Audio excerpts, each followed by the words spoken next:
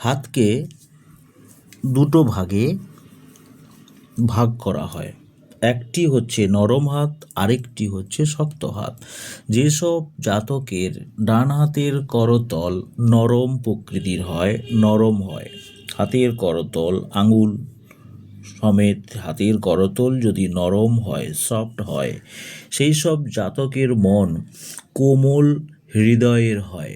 বেশি নরম হলে অত্যন্ত কামুক হয় ও ভাব প্রবণতায় এরা কল্পনার জগতে বাস করে। এরা অল্পেই যেমন আনন্দ পায়, তেমনি অল্প দুঃখতেই ভেঙে পড়ে। জীবনে এরা নানাভাবে দুঃখ পেতে পারে, নারীদের দ্বারা প্রতারিত হয়, ভালোবাসার প্রতিদান এরা পায় না, ভালোবেসে এরা অনেকেই সুখী মনে করে। সামাজিক প্রবণতা বেশি থাকায় এরা পাঁচজনের সঙ্গে ভালোভাবে মেশে। এরা গান বাজনা, শিল্প, সাহিত্য, আঁকা, কবিতা লেখা, সাহিত্য বিষয়ে জাগ্রত থাকে। এদের সৌন্দর্য ও শিল্পবোধ তীক্ষ্ণ হয়।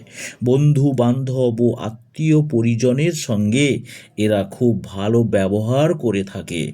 মেয়েদের মতো এদের মধ্যে আবেগ খুব বেশি দেখা যায়। ভালোবেসে সুখী হলে এদের মতো সুখী কম দেখা যায়, আবার দুঃখ পেলে এরা বেশি দুঃখী হয়। যাদের হাত কোমল তাদের অন্তরও সব সময় কোমল হয়। এ কথা মনে রাখতে হবে। মেয়েরা এই শ্রেণীর পুরুষদের খুব বেশি পছন্দ করে না। নমস্কার।